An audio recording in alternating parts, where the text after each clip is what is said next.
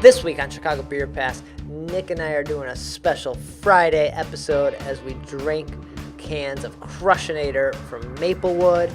We recap my trip to Paris, Amsterdam, Austin, and Nick shares about his double header he went to at Sox Park. All that more on this week's episode. Yeah, because, you get a cork locked out, boop, it flies like fucking 10 feet. We're like, yeah, let's do it. The legend, Mr. Pete Crowley. I love Pete Crowley, man. How's that beer? It's what you think it is. It'll be like the stuff you hear. You ever go to, every time you go to Floyd's, all the music sounds like this. Raw, raw, raw. Hey, and welcome to Chicago Beer Pass. I'm Brad Chmielewski. Brad, what's up, man? I'm Nik White. We got a special Friday edition. We should be just shotgunning these beers, really. It's Friday night at the studio, man. Yeah. Yeah, we should, man. Play something loud, do some whiskey. Just go at it. But yeah, thanks for joining us. Sorry for the late episode this week. We've been traveling. Nick's had events he's been going to, so we just haven't been able to sync up. Yeah, man. And then you fucking left the country. What the fuck? Yeah, I left, came back, left the state again. I've been all over. I'll dive into that in a minute here, but we'll talk about this beer that we're drinking. We got some Maplewood Crushinator. Yeah, man. So this is their session IPA, man. Brewed with pride for good folks everywhere. Hey, so this session IPA. And, they had something at Chicago Ale Fest a few weeks ago called Satan Slacks.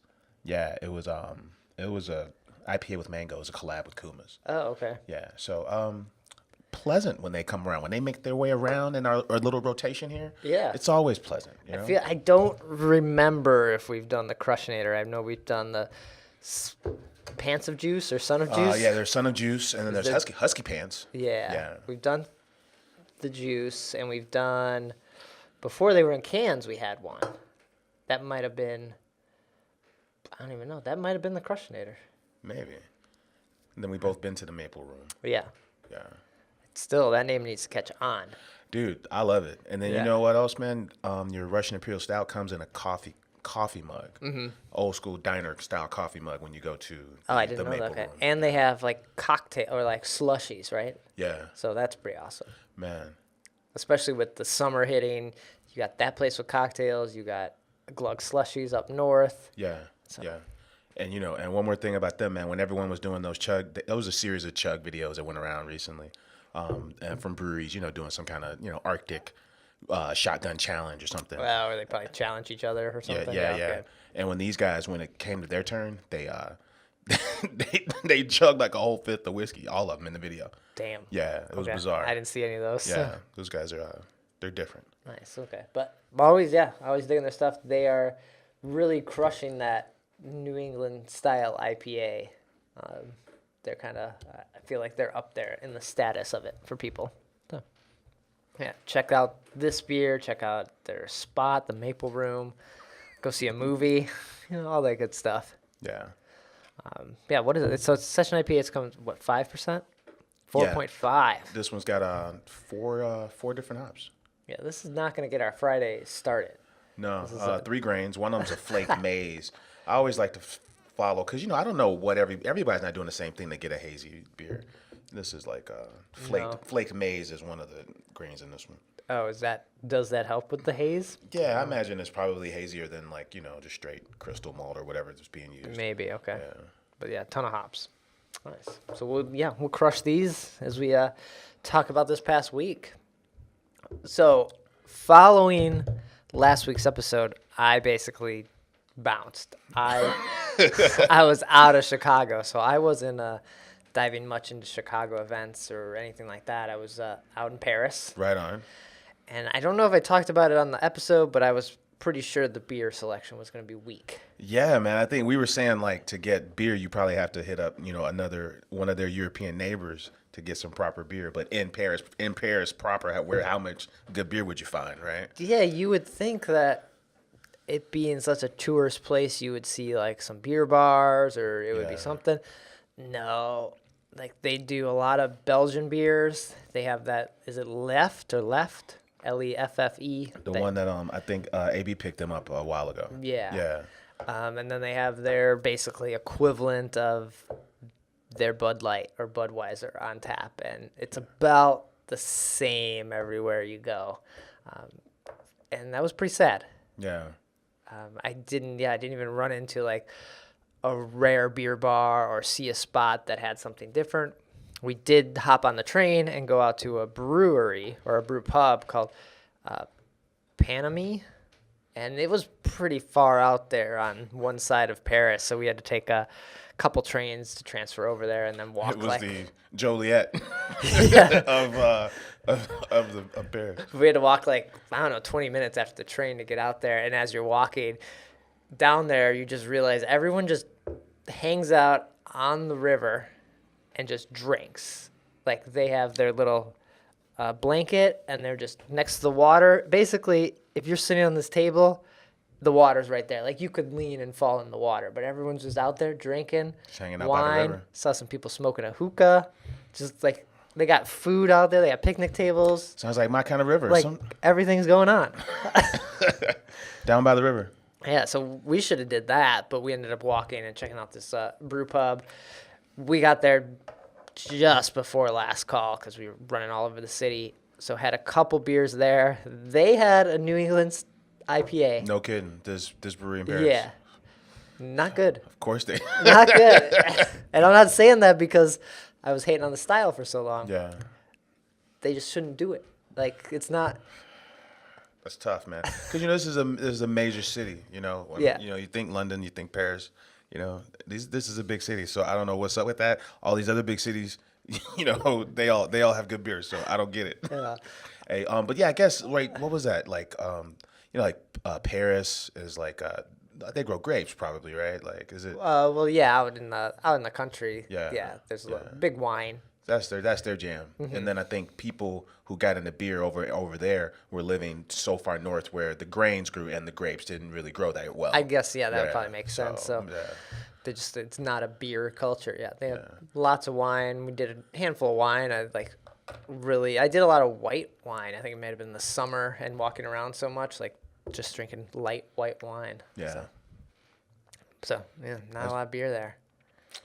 Groovy time though. Yeah, it was a good time. It's really funny that you just can basically walk around and drink. Yeah. Like that's most of Europe and anywhere else. You're just like, oh, I'll just have a beer. Like we were taking the train one night after that brew pub. It was like 2 a.m. Couple girls get on the train. Train's packed at 2 a.m. Yeah. They're just chugging a bottle of wine, passing it back and forth. And it's like, it's a weird, because it's like, man, you girls are like, this is ridiculous. How much do you have to drink? And it's like, nope, that's just what they do here. Yeah. Just passing a bottle of wine back and forth. Man. They figured out how to live, man. They probably do more. They probably get more vacation time and like the whole nine. They probably just know how to live out there. Sure, yeah. You know. But then right away following that, I got back. I was here for a day, and then I made my way to Austin. And there, you got some good beer. Love Austin, Texas. One of my favorite cities in the country. That was my first time there, and I was in and out so quick that I had a total of 4 beers while I was there. That was all I had time for, and I was like, I think I'm drunk, and I have to be at the airport at 6 a.m. tomorrow, so Yeah. I better go to sleep. But Hops and Grains is a big local brewery out there. Had a couple of their beers. Had something from Lovecraft. They had a Kolsch that was really good. Yeah. No, I didn't have any of the Austin Beer Works or Jester King, any of those. But Yeah. I remember one year at what was it? One year at Great American Beer Fest, these guys from the Austin Beer Guide were there. Yeah. And they had this 100 it was a 100 can pack of beer, 99 cans of beer that one of these crews in Austin made. yeah, that's right. Okay. Yeah. I was like, man, Austin, Texas, man. These dudes throwing the wildest party here. Yeah. Yeah, that's crazy. It seems like a cool city. They have those electric scooters all around where you just like scan the GPS code and then you like rent them for like however long and you can just zip around the city. Right on. I didn't do that because I had no idea where I was. I had very little idea. I was like, I think I can walk down this street and get some beer. I think I can walk over here and get some barbecue. Yeah. So that was about it. That's about it. Yeah. But Hops and Grains, yeah, that was where Those are some good beers. I think one of them might have been a New England style IPA. It was good, but not the like best. It was more of like a session. It was like this, like the Crushinator, a hazy session beer, not a juicy New England style IPA. But yeah, that was my week, and now I'm back here. I got to get back to Austin, man. That was a cool time. I gotta go back. Yeah, experience it a little more. What about you, Nick? What have you been up to? What have you been drinking here while I've been gone? Man, kind of slow motion, man. You know, it was perfect weather. I spent the whole weekend at White Sox Park, man. In this place, they got 3 or 4 different bars in there. Yeah. So, and the coolest one is probably the Rev Social Tap, right? Which was like a Miller Lite tap a few years ago, right? Yeah. So, you know, that one, and then there's something called the Huntington Bank Stadium Club, which is kind of like a it's not a suite. It's like, but it's on the suite level. Okay. But it's like a big restaurant where you can, you know, pay $25 and go drink at their bar and be indoors and watch the game, right? Kind of like that. Pay, like, do you have to buy a ticket and then you pay on top of that, or is it just exactly? Pay? Oh, okay. Like you can buy a ticket and just sit at your seat, or you could buy this little $25 upgrade, and then you can have access to this bar. But tickets are like $1, right? Dude, Chicago has the most expensive tickets in baseball and the cheapest tickets in baseball. Yeah. They have. That's weird. But yeah. Oh, and the third bar is the Craft Cave. Oh, cool. And that's really the one, man, because that's the one. Yeah, that's the one that's got 75 up beers and cans. You know, it's in the outfield right behind, you know, the outfielders. Yeah. That's the coolest bar. Yeah. So that's what I did all weekend, man. So you're out there watching baseball as everyone's out here watching the World Cup. Yeah, I haven't. You know, I got my World Cup fix 4 years ago. Yeah. I was hanging out over there by Roots Pizza in Chicago. That little bar. I would watch it every game pretty much.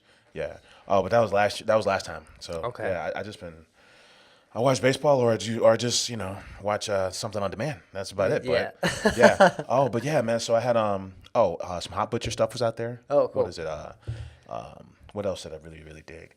It was weird, man, because like the bar with the best location, the Stadium Club, actually had the least amount of options. You know, you're forced to Allagash White and Miller products. Okay. Yeah. The Craft Cave, which is like out in the outfield, has the best options. But I would have thought that, because see, you can't take beer from one to the other. It was kind of not weird. Even like you don't even get a plastic cup. Yeah, you can take beer from Rev Social and but not the Craft Cave. Yeah, but it was weird. Huh. So, I wonder what the reason is. It because it's in cans? I saw you posted the picture on Instagram, and you had the can. So is it because they give you the vessel for it? No. So the Craft Cave is fine. Right? Yeah. And Rev Social is fine. This third bar. Oh, the third bar. Third bar. The Huntington Beach. The Huntington. the Huntington Social Club. Social Club. Okay. Yeah, you can't take beers from the Social Club. Oh, okay. Yeah. Which I thought was strange because you have such two badass bars out here. You know, you got 2 badass bars. That third bar's got to kick just as much ass, and it don't. It does. Damn. Okay. The bar don't pay to upgrade then, right? Yeah, for the upgrade that they're charging, they need to fix that bar. Mm-hmm. Unless maybe it's super hot and you want that AC or something, right? And it's a great option. You're not tethered to your seat. You know, I like to cruise. You know how we are when we go to festivals, cruise the whole party. Same thing, cruise the whole park. You know, so having that option to go up there and cruise and actually have a table, and windows and a different vibe. That's cool, yeah. And because baseball's pretty slow, so you can kind of move around, hit up a new spot. You didn't miss anything, so.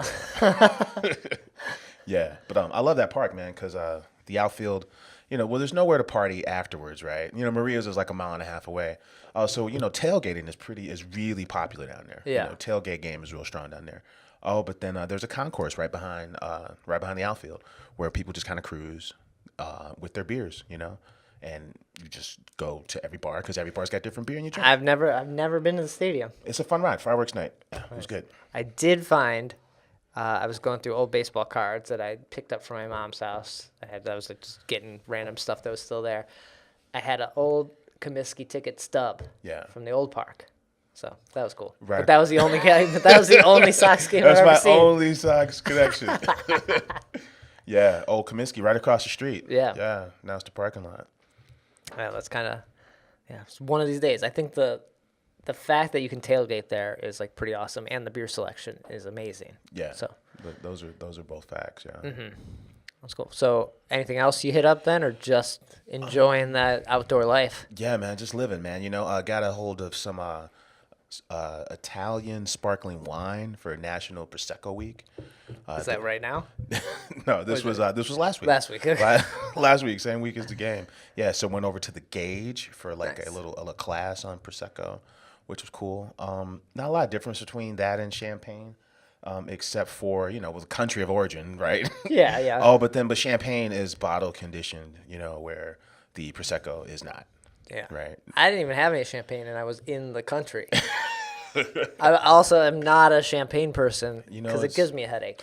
Dude, Those bubbles. those bubbles, man, and these they had 4 or 5 of these Prosecco's there, and the Gauge is trying to show you how versatile it is with food. It actually is very good with like fried foods. Okay. And of course you can like pound them on the porch. I like mine. I'm a big mimosa. Goes great in that. But though it goes well with like roasted pork. It goes well. It stands up because of the bubbles. It actually stands up to larger dishes, which I didn't. I would have blown it off as just being a summer, backyard Okay. wine. This guy in Austin, we were at this bar. He was telling me this place did mimosas in the weekend. On the weekends, they do them in steins, and you get a stamp because you can only have one.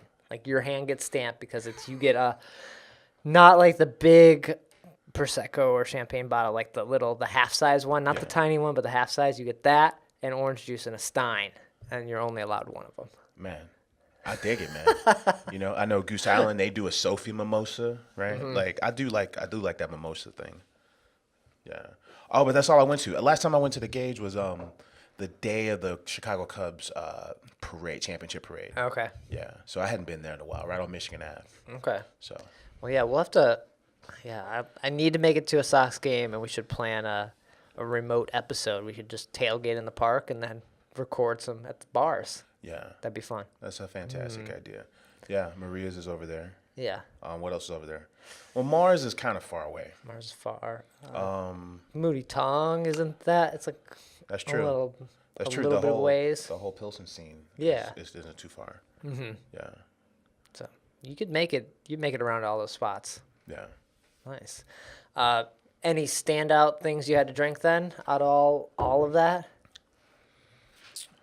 Man, I got a hold of this.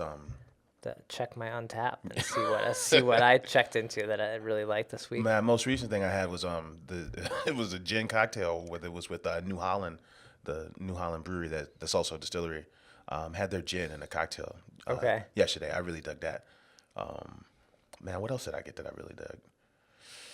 I don't know. Come back to me on that one, Brad. What did you have these last 7 days? Oh, I didn't even mention this, but on this France trip, we had a layover in Amsterdam. Right on. So we'd stop there, and so I got to try Amstel, like regular Amstel. Right. And so I had the unfiltered Amstel at a bar. That's like a thing. That was a standout. I'm not saying the best thing I drank, but the standout thing I drank because it was unique. I got to try it and got to drink Amstel in the country that it's made. So Yeah. that was kind of cool. That is pretty cool. Not Amstel Light. Yeah, not Amstel Light, which apparently they only sell to us, silly Americans, right? Like Yeah. something like that. Oh, but then I guess it's kind of like having that unfiltered, Pilsner Urquell when it rolls around and it's actually coming over. It's coming over cold. Like they pay extra to fly it over cold. But the best thing I think I drank was also an Amstel. It's from a brewery called More Beer Brewing. Really? Yeah, and it was just a pale ale called Dutch Eagle. It was pretty good. I feel like there's probably some legal battles that could happen between More here in Illinois and More Beer out in, I don't know if they're in Amsterdam, but they're Dutch. Is brewery. it all one word? More beer? More Beer. They do it with the IE or the EER, like beer? Yeah. Okay. Yeah. That was weird. Huh. I had to get it because I was like, "What more?" Oh yeah, I gotta get a more beer, and then it's more beer. Right. Yeah. Oh, I did. I went to a BYOB and we had the gummy Apocalypse from Noon Whistle. Oh, we were drinking that on that with the Hop Butcher, not Hop Butcher guys, the Hop Review guys. Oh, yeah. One of those up from the gummy series. Yeah. And, they changed the law so that they got the tall boy 16-ounce, these Noon Whistle guys. They changed the law so that you pop the top and the entire top comes off. Mm-hmm. Yeah, because they really want you to, they want you to get the aromatics. I can appreciate that. I want you to have these aromatics. If you're a commuter, I want you to have these aromatics so bad we're going to go change the law. So that hole can be bigger so you can get in there and smell it, man. I mean, that's cool. So It's pretty. I wonder, yeah, why? Yeah, it's an interesting thing that you use the can that way, but like why it changed to this versus the other thing? yeah, I think it was probably dangerous, right? Like, because whatever you peeled off is now like actually like you could really. It's easy to cut your hand on this bigger piece that comes off. And I think it became like a recycling thing at one point. Like you're more likely to. There's nothing in this can or this Crushinator that we're open that gets removed, right? You could remove that little tab, but really it stays together, so you're not throwing something on the ground. Yeah, that too. But yeah, gummy apocalypse. All right, nice. So this being a Friday episode, we have no events to mention this weekend, but we do have a couple Wednesday things because we're going to record again Tuesday. And when we mention Wednesday things, you guys don't know because then you listen at the earliest on Wednesday. And that's me getting the episode up on time. What the fuck, Brad? Yeah. So we're not even going to mention events except for a couple Wednesday things. So we're going to hop into that. Like we got two things on Wednesday. One from Alarmist. Yeah, man. So Alarmist is throwing a benefit for the Young Center. And that's it's a center for immigrant children's rights, man. So what they're doing is they're offering from 6 to 9 on Wednesday. It's a swag bag raffle. Okay. Yeah, so you get swag bags from different breweries, right? They're offering that up to raise money for these for this program. Is that at their brewery or Yeah, where is that? this is in the tap room. Nice. Okay. Yeah, so good for them, man. Craft beer doing some good, man. Craft beer is traditionally known for helping causes, always donating energy and resources to nonprofits, right? That's always been a calling card of craft beer. So Yeah. And Alarmist does a lot of it. They do stuff like for animals. They do stuff for women. They do a lot of things. Like Gary Gullick's crew is definitely. And this is timely too, man, because our government is snatching these children away from their families. These are sad, sad times in this country we live in, man. Yep. So there's also that, man. And then the good folks at Off Color are partying on Wednesday. Okay. Yeah, so this is the Off Color Summertime Social. It's going to be at Bub City. Yeah, so this is 6 to 8, and this is a $32 ticket. So this will get you food and beers. They got like 5 or 6 beers that they're bringing. Okay. This one that caught my eye was what was it? April Rain. April Rain is a Sudaki Wild Ale. So that's like it's like the fruit from, it's like an orange from like, it's like an Asian orange. It's like a cousin of like the yuzu. Okay. Right, and I'll probably fuck the name up too. Yeah. Okay. But it's a wild ale, and then they got another one called Sparkles Finds Trouble. Okay. We've had Sparkle Fine Trouble on here, or we've drank it at one point. Yeah, That's a good beer. that's troublesome with hibiscus. Nice. Yeah, Okay. yeah. So that's also Wednesday, man. All right. So those two events Wednesday. Bub City Barbecue. Yeah. Yeah. Jared Rubin, he made a beer with them as well, so they seem to like Okay. they seem to like hanging out there. I don't know if I think it's right over there, right? Right. Right where by the Whole Foods. Right by This the Whole is Foods, right back in there. I went there once. Maeve and I went there once. I'm gonna say it was okay. Yeah. Like it wasn't anything. I'm not like telling anyone like go get this, but Yeah. it was good. But it wasn't like the best barbecue you'll have. It's not Green Street Meats, right? But it's good. Yeah. And the atmosphere is kind of nice. You could just hang out there and drink. Like it feels like a place you could just like hang out for a long time. Yeah. I had a $20 smoked salmon at Green Street Meats, and it was quite nice. Yeah. Quite nice. Green Street Meats is like another level. Yeah. But Bub City is good. Nice. This show is a trip, man. Hey, yeah. So that's all we got for events, man. Cool. Yeah. Well, then before we get out of here, we always like to close with a little bit of beer news, some stuff that's been happening, Yeah. or other events like tickets go on sale. What do we got? Yeah, man. We'll start with tickets go on sale. So we got the Big North. That's Half Acre's big annual like birthday party, basically. So they do. This is year 3 of the Big North, right? Okay. But then year 3 at the current location, and this is the 8th one overall, I believe. Damn. Okay. Yeah. So tickets go on sale on June 27th for that. Haven't been to a Half Acre party yet. I have never been to one either. Yeah. Feel like, is this the time? Is this our year? I think this is our year, man. You know, and then I remember we were reading about this last year, man. They had like almost 50 of their own beers. But Yeah, this shit, it sells out so fast, right? it does. Yeah, maybe they got a lot of room. Room, yeah. We'll see. Okay. We recorded the show there once. We did, yeah. Yeah, I mean that should count for something. Do we get something for this? That was Extra actually 5 minutes, to get tickets. or something. 'Cause Yeah. they sell out almost instantly, right? You know, at Dark Lord Day, they did have a code for pre-sale. You know, Oh. now the code got cracked. I think it was something basic though, like Dark Lord 2018. 3 Floyd's Rocks. But they had a code for early sales, so maybe something like that, right? That's not too much. All right. So, but get your tickets for the Big North. The event's probably going to happen at their Bowmanville location, Yeah, right? yeah, Okay. for sure. They got the space, they got the room, yeah. And I'm sure if Spiteful's smart, they will also have an event that day. Man, it just hit the whole block. Yeah. Don't mess with, ride those coattails, Spiteful. Man, I mean, because your neighbor is Half Acre. Yeah. and it's cool that they're literally one door down, right? And they're open an hour later, right? Yeah, they're open later. So they're doing the Dovetail thing where Dovetail's open an hour later than Beguile. So you leave Beguile, of course you're going to Dovetail. Yeah, you see that work in other cities, and I think it's cool to see, and I hope it continues. I hope everybody's over there buying all their fucking beer. Yeah. Yeah, Nice. right on. Gay Pride Parade is this weekend. Okay. Yeah, so 2 beers made for a Gay Pride Parade. Not for the parade, but for Gay Pride. Okay. Right? Illuminated Brew Works. They got a DDH IPA with peaches. Nice. The Gay Agenda. And then Mars has a gay IPA. Okay. What's in their gay IPA? It's a double IPA with lactose. Okay. Yeah, I don't know. And So it costs twice as much. it costs twice as much as every other gay beer ever made.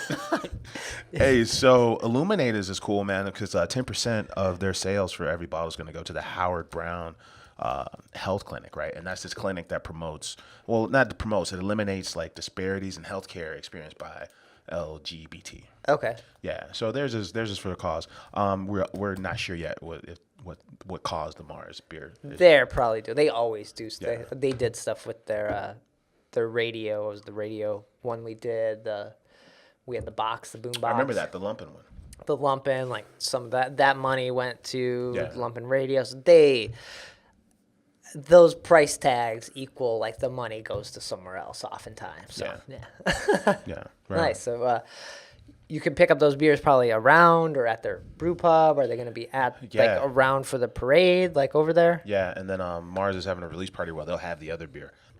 Hey man, so there's this new project at the North Branch of the Chicago River, which is Goose Island, right? Mm-hmm. Crossroads Brewery at the Boatyard.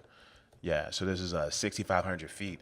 This is a collab project, man, between Phil Wymore, who is the brewmaster at Perennial down in St. Louis. And the man behind Daisy Cutter. Yeah, that's what they say. And I've heard some people say, one of the sisters, like Lolita, too, right? Right, yeah. Yeah, so this guy, and then the team at Few Spirits. Oh, nice. Yeah, so they're getting, Evanston crew. Yeah, the Evanston Distillery, man. So they're getting together for a joint project on the river. They've also got a restaurant partner, and it's the Parker Restaurant Group, and that's the crew behind Mahalo in Wicker Park. You know, that Hawaiian bar with the cool rooftop? Yeah. I've never been on the rooftop. I've been there. No. Have I been to Mahalo, or was I at the place it was beforehand? I don't remember. I've been in that building. Yeah, it's cross street from Choco. Well, not anymore. That's not a. Oh, That's not they that. closed that? They closed that. Oh, so the original breakfast joint cross There street. are too many legit tacos in Man. Wicker Park. Yeah. To, So they couldn't support the pseudo the pseudo legit tacos. No, I don't think anyone could figure out how to get into Choco. Yeah. Because the door was on the side. Yeah.